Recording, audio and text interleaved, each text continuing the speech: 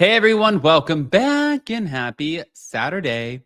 All right, guys. Well, we're back to talk about the Real Housewives of Orange County, which actually makes me pretty excited. Even though I'm not gonna lie, I was not a fan of this past week's episode, but I think that Jason had a little good a good little piece of advice where he was like, listen, every episode cannot be a 10. There cannot be like a shit ton of drama on every episode. We cannot be like so overly stimulated.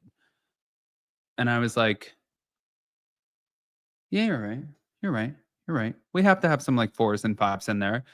But I wanted to know what was going to happen with the Katie Ginella and the Shannon Beador of it all. And I also wanted to know what was happening with Katie Ginella and how the cast has turned on her. But then it fell in my lap that Kelly Dodd had some family drama and her brother was posting a video.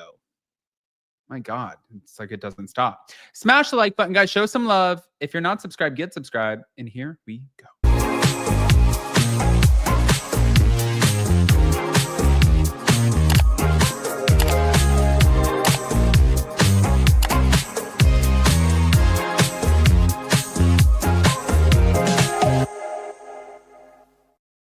All right, guys. So where do we start? I don't know.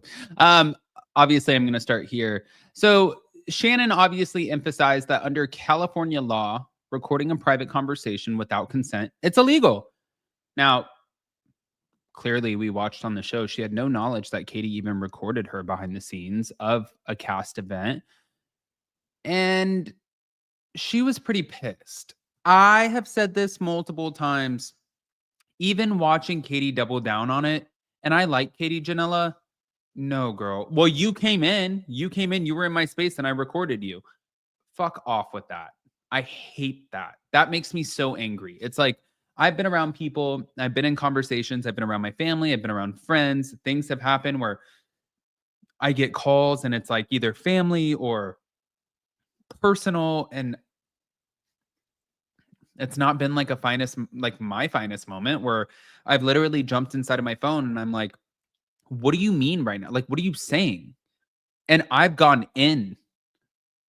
Now, just because I'm around my friends or my coworkers and my family, I wouldn't expect you to just pick up a phone and start recording me and take it to like the person who I hate the most. I feel like that would be a shitty thing to do. And it was a shitty thing to do. And it was an illegal thing to do, technically. But despite considering legal action, Shannon has opted not to sue Katie, saying that she's already exhausted from previous litigation, including a $75,000 settlement with John Jansen. But the recording reportedly occurred just after the Cast London filming situation when Shannon was dealing with emotional shit from John and Alexis. But Tamara claimed that Katie played the recording in front of Jim Pedranti and Shannon's ex's fiance, Alexis Bellino. Katie has denied this, but Alexis Bellino came forward and she was like, actually, I'm not going to be called a liar. This is true. Now, Katie insists that she only sent the voice note to her husband and disputes that the setting was private. And she said, listen, Shannon's meltdown took place in an earshot of other people. Now, Katie has apologized multiple times, but Shannon's not accepting it. And she's saying that this is unjustified. However, again, going back to the Alexis Bellino of it all, Alexis Bellino, this is supposed to be the woman that's in your corner. And she has been in your corner. But now she's sitting here and she's like, I don't know who you are. You're fake as hell. Like, I'm starting to believe all of the other women. Katie, if you want to go and do a lie detector test, then game on, girl. Let's go now. Like, I'll do a lie detector test. What are you saying right now? That's not true. I will back you. But the one thing I'm not going to have you do is sit there and lie on my name. What you're saying is bullshit. It's not the truth. And that is not what happened. So I'm going to call you out right now for it. And I'm like, oh, Katie. So not only do you have the bloggers, content creators, podcasters, YouTubers, TikTokers, whatever you want to call them, going after you, not corroborating your stories. You also have the cast going after you, not corroborating your stories. And then the one really good friend that you decided to align yourself with, which said no one ever, aligning with Alexis Bellino, also decided to go and turn her back on you. It ain't good, honey, I'll tell you that. But, yeah, like, listen, what are you gonna do? I don't know. Actually, whatever. So again,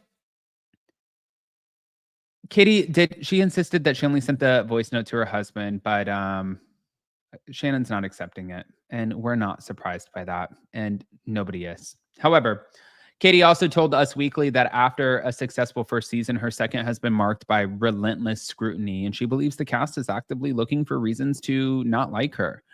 She admitted feeling alone on an island and very outed, and she draws parallels to growing up as the only Asian American in her community, being the first Korean American adoptee on OC, and she feels uniquely targeted. But despite initial hesitation after the reunion drama, Katie chose to return not to win drama points, but to prove her inner strength to herself. And she also emphasized that she's grateful for fan support and is leaning into her growth through adversity, believing that the toughest challenges yield the deepest lessons. And listen, if you're going in with that, okay, you can go in and say, oh, okay, like, you're stunning.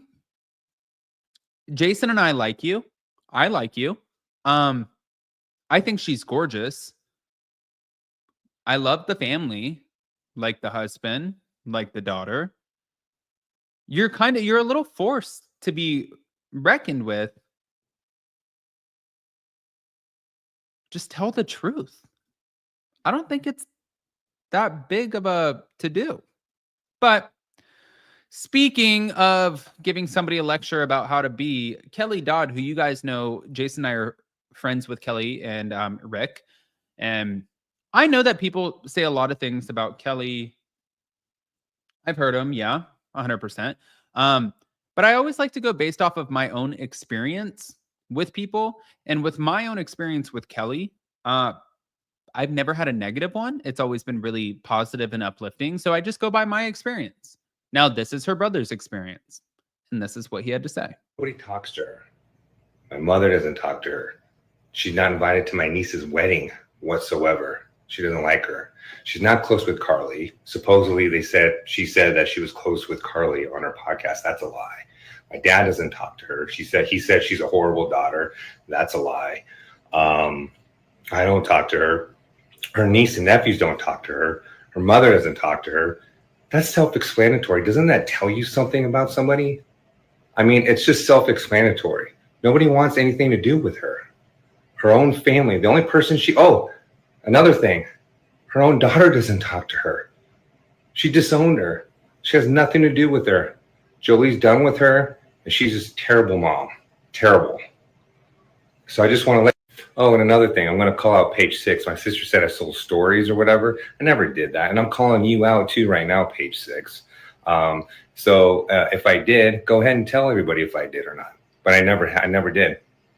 Kelly said that supposedly on her podcast. So I never did any of that. So I just want to set the record straight. There's lying. Her whole family doesn't talk. The only person that talks to Kelly is Rick. They're two peas in the pod. He doesn't even talk to his own daughter. So that's self-explanatory. So I just want to let everybody know and set the record straight. She's on her podcast, putting that out there. Her mom, her daughter, Jolie, my niece Tatum, she's not invited. Kelly is not invited whatsoever to go to her wedding. She's not close with Carly. She's not close with JR. She's not close with her dad. Proof's in the pudding. Nobody talks to her. Okay. All I'm going to say is this. Clearly, I only, again, know my interactions with Kelly Dodd. Some people really, really love Kelly, and some people love Kelly and Rick, and some people do not, and that's okay. That's the same thing with me. Some of you guys think I'm the biggest dickhead that you'll ever meet, it is what it is. However, I'm going to say, based off of my experience, when Jason and I went to Orange County, before Kelly even got ready, before we went out to dinner, before we did anything that we were doing, Jolie at the time was starting a new job. And Kelly was very adamant that before anything happened with what we were doing, that Jolie was set up and she was going to make it to the new job. What is the new job? What's going to happen? What time do you need to be there? What time are you leaving? What's going on? What is the situation? She wanted to know the details. She was spot on, but also like, yeah, you're going to kill it. She was super, super supportive. And Rick was right there behind Kelly, also saying the same thing. Like, Jolie, you're going to kill it. And this is great. This is so exciting. It was so uplifting. It was really, really interesting to watch, actually. So it's the complete opposite of what I've seen. And that's all I'm saying. But I want to hear what you guys think. Guys, pop off in the comment section. Smash the like button, show some love, and we'll see you in a little bit.